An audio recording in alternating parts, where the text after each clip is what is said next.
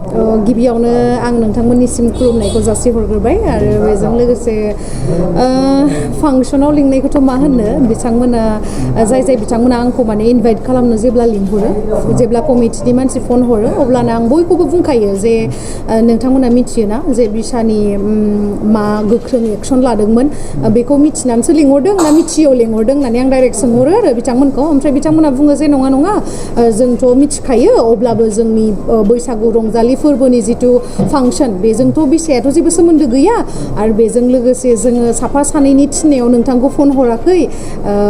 जों गामियाव मिटिं खुंनानैसो जेनेबा रायजो राजानि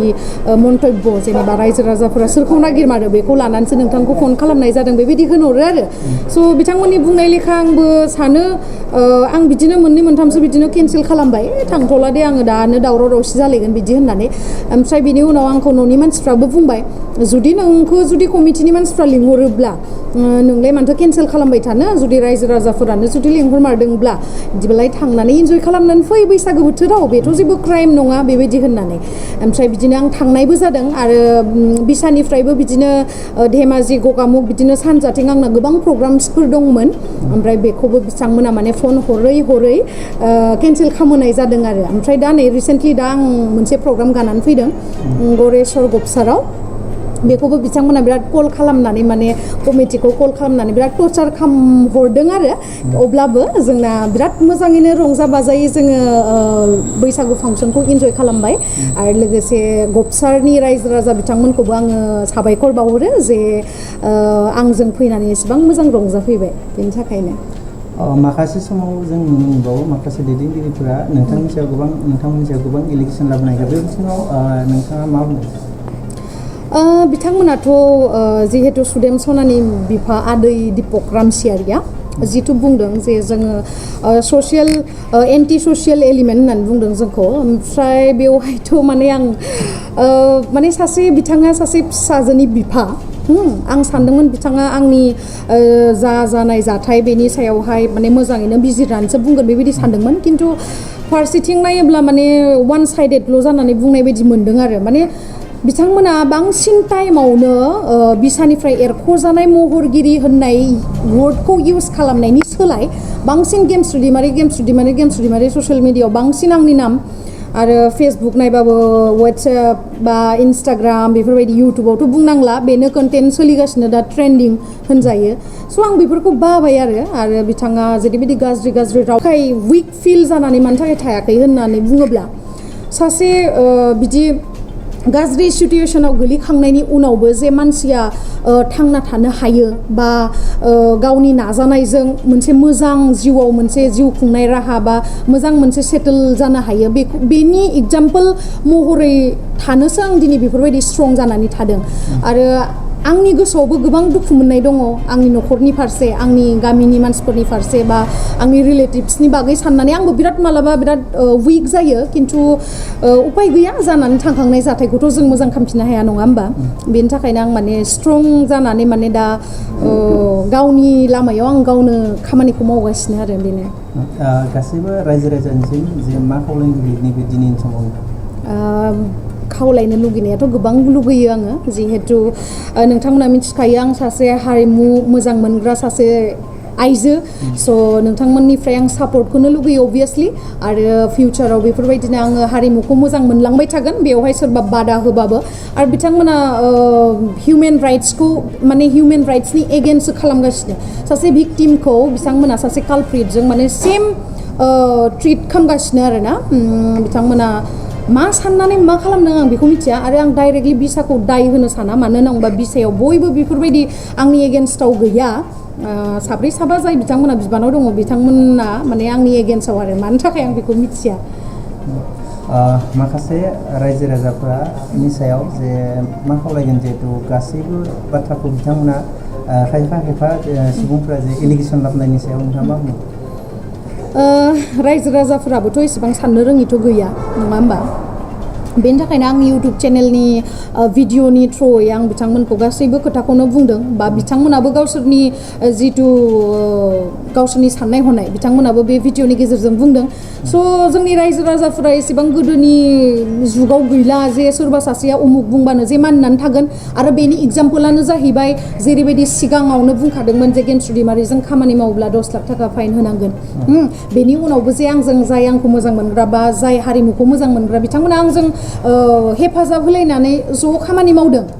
आरो बेनि उनावबो बिथांमोना बुंदों जे रायजोनि फांसनाव रावबो लिंनाङा बेनि उनावबो जे रायजोफोरा लिंदों अब्ला बिथांमोना मा बुंगोन बेनि सायाव नोंथांमोनासो कुइसन खालामनांगोन आरो माने आंखौथ' रायजोफ्रा लिंबा आंथ' थांखागोन नङा होमबा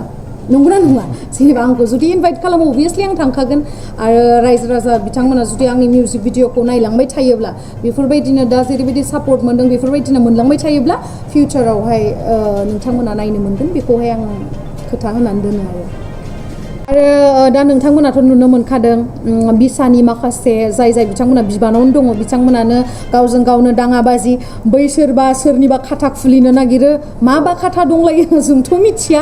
सोरबा सोरनिबा खाथा खेवनो नागिरो सोरबा सोरखौबा बयकट खालामबासो लायनो गावहा थागोन माने गावजों गावनो बेले बेजे आरो आंनि जिथु एप'ल'जि होनाय लेटार बे लेटारखौबो बिसिएनि साफ्रोम सोद्रोमफोरानो मिथिजोबा गासैबो मेम्बारफोरानो मिथिजोबा मानो मिथिजोबा बेखौ नोंथांमोनासो सोंहैनो नांगोन आरो बिथांमोननियाव आरो आं बेखौनो लुगैयो जे नेक्स्ट टाइम जुदि जोंनि बागै जुदि माबा मोनसे टपिक लानानै जुदि बिथांमोना रायलायो अब्लाना जायनि टपिक लानानै रायलायदों बिथांमोनखौबो मिटिङाव ज' लिंहरफानांगौ आंनिफ्राय बेनो मोनसे खावलायनाय आरो आंथ' सिगांनिफ्रायनो बुंखायो जे आंबोथ' बिसाजों एक्सट्रा जानानै थानो गोसो गैया बेनि थाखायनोथ' आंबो इमान गोबाव मिउजिक भिडिअ बानायालासिनो दंमोन आरो बेनि उनावहाय आङो एप'ल'जि लेटारबो होदोंमोन बिथांमोना एप'ल'जि लेटार होनायखौबो गासैबो मेम्बार्सफोरानो मिथिजोबाखै मानो थाखाय मिथिजोबाखै आं बेखौ मिथिला आरो दाथ' नै नुनो मोन्दों बिपुल मुसाहारि ना मामोन बे बिथाङा बुंदों जे बिसिएनि अनगायै बिथाङा गुबुन मोनसे आफाद दानो नागिरदों बेबायदि होननानै खिन्थु बेफोरबायदि गालाय गुजाय माने बेले बेजे खालामालासिनो जों बयबो जुदि अनलायनानै गोरोबलायनानै थायोबा बा आं निमाहा बिनायाव जुदि बिथांमोना निमाहा होयोब्ला आं अभियासलि आं बिथांमोनजों गोरोबनानै थागोन आंहा जेबो प्रब्लेम गैया खिन्थु बिथांमोना जुदि आंनि खामानियाव आंनि हारिमु मोजां मोननानै जा मिउजिक भिडिअ बानायनाय बा आंनि फांसन गानायफोराव जुदि माबा मोनसे जुदि बिदि हेंथा होबाय थायोब्ला आं आयेननि राहा लानांगौ गोनां जागोन मानोना होनबा आं दिनै गाबोन जुदि माबा मोनसे फांसनाव पारफर्म खालामनो थाङो बेवहाय जुदि माबा मोनसे प्रब्लेम जाबा आंनि लाइफनिबोथ' मोनसे रिस्क थानांगोन ना बेनि थाखायनो आं माने आयेननि हेल्प लागोन आरो आं बेखौ सानदों माने बेनोसै नोंथाङा सरखारि साख्रि नागिरदोंना नोंथांनि थाखाय मोनसे गोजोनथाव खौरां नोंथांनि थाखाय दं एडुकेट पइन्ट जेराव नोंथाङा सोलोंथाइ लानायनि गेजेरजों सरखारि साख्रिनि गुबुन गुबुन रोखोमनि गोब्राब आनजादफोरखौ उथ्रिसारनो हागोन आरो गावनि आथिङाव गसंथानो हागोन बे एडुकेट पइन्टआव नोंथांमोना SSC bank PO bank clerk bank SO UPSC FSC defence railway state insurance AAO ADO एसिस्टेन्टजों लोगोसे स्टेट लेभेल जब आरो माखासे सरखारि साख्रिनि आनजादाव गोनांथि जानाय आयदाफोराव सोलोंथाइ लानो हागोन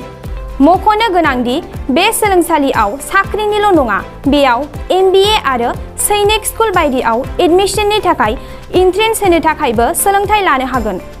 बे सोलोंसालियाव गाहाम थाखो खथानि सुबिदा दं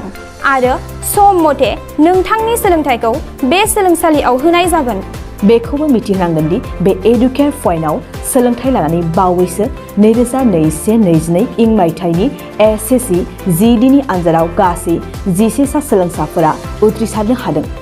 बारा नङा गासै 15,000 रांजोंनो नोंथाङा बे सोलोंसालियाव 6 दानसिम सोलोंथाइखौ लानो हागोन बे सोलोंसालिया क'क्राझार बरपेटा रड गवालपारा आरो बङाइगावआवबो दं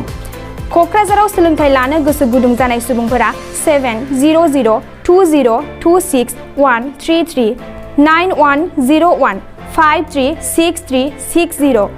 70020261333